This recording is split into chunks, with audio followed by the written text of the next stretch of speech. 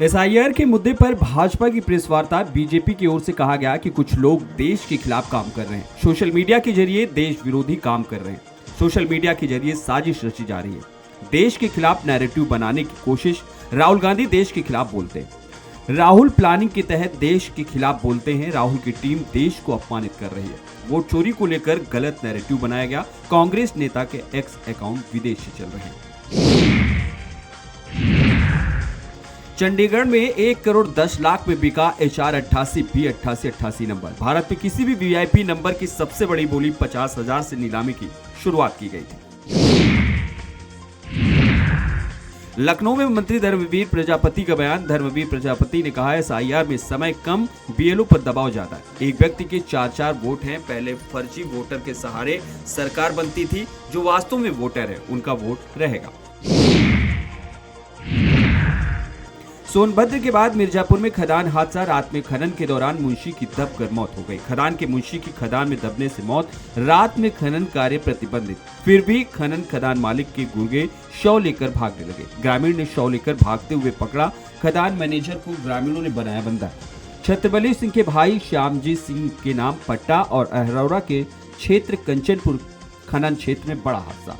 सोनभद्र की घटना से अफसरों ने सबक नहीं लिया। रायबरेली में कोडीन कफ सिरप की बिक्री में हुआ बड़ा खेल।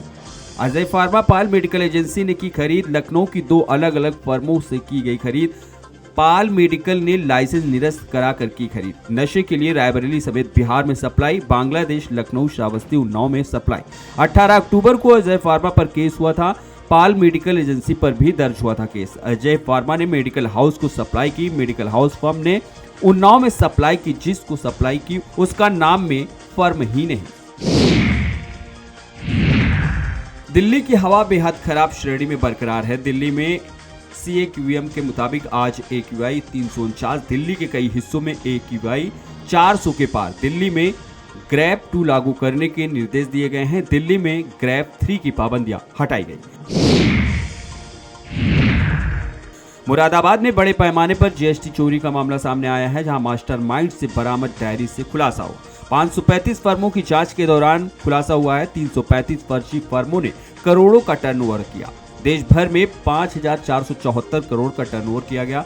फर्जी फर्मों ने 989 करोड़ की GST चोरी की। सबसे अधिक दिल्ली, गुजरात की बोगस फर्मों के जरिए GST चोरी की आशंका जताई जा रही। SIT ने अपनी जांच विभाग के अधिकारियों को सौंपी है। राज्य कर विभाग के अधिकारियों को रिपोर्ट सौंपी गई है।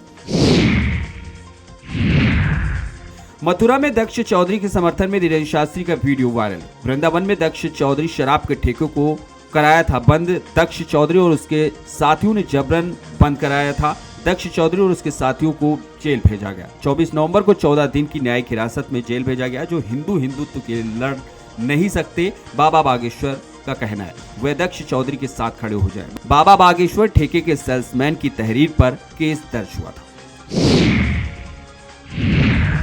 मेरठ में शदाब जकाती का आपत्तिजनक वीडियो वायरल। अश्लील कंटेंट के वीडियो में छोटी बच्ची का इस्तेमाल किया गया। वीडियो में शदाब जकाती स्टोर दुकानदार बने हुए हैं।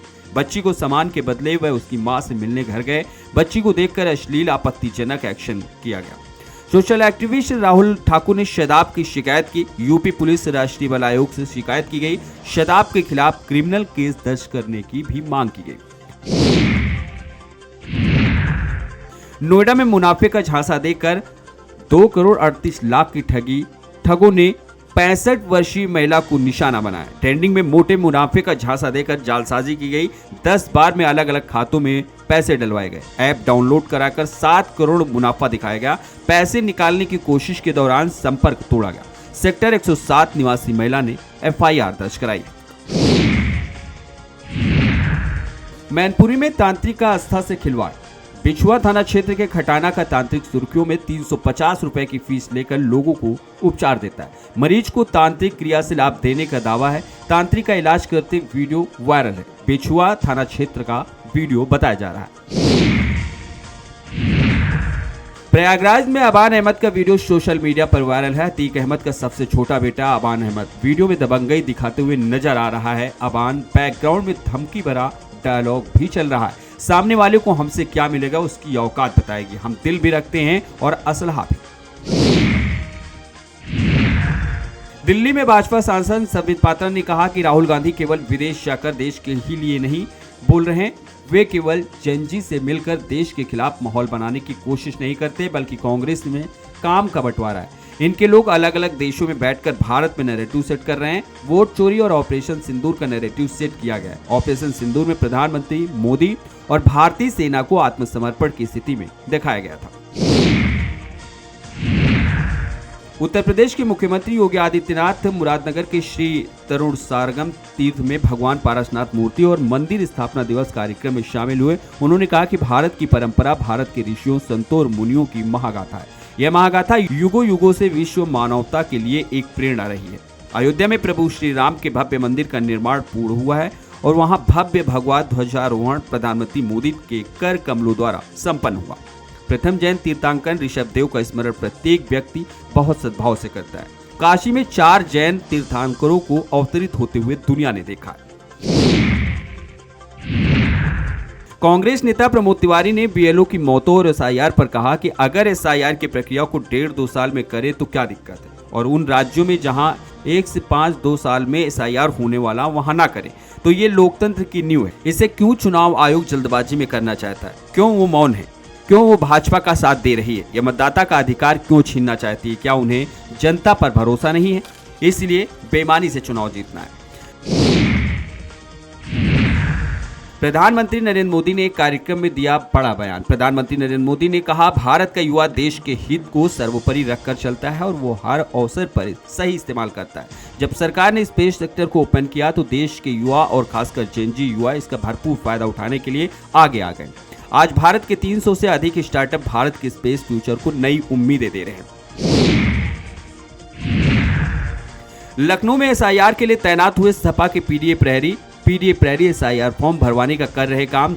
जानकीपुरम उत्तर विधानसभा में पीडीए प्रहरी कैंप सपा नेता प्रवक्ता दीपक रंजन ने लगवाया है। एसआईआर फॉर्म भरवाने में जनता की मदद की जा रही है। दिल्ली बम ब्लास्ट से जुड़ी बड़ी खबर। सूत्रों के अनुसार शाहीन मुजम्मिल की गर्लफ्रेंड नहीं पत्नी है। एनआईए की पूछताछ में आतंकी मुजम्मिल ने कबूला है कि 2023 में फरीदाबाद में दोनों ने निकाह किया था। मुजम्मिल को हथियार के लिए 5 लाख दिए थे। आतंकी उमर को विस्फोटक के लिए 3 लाख दिए थे।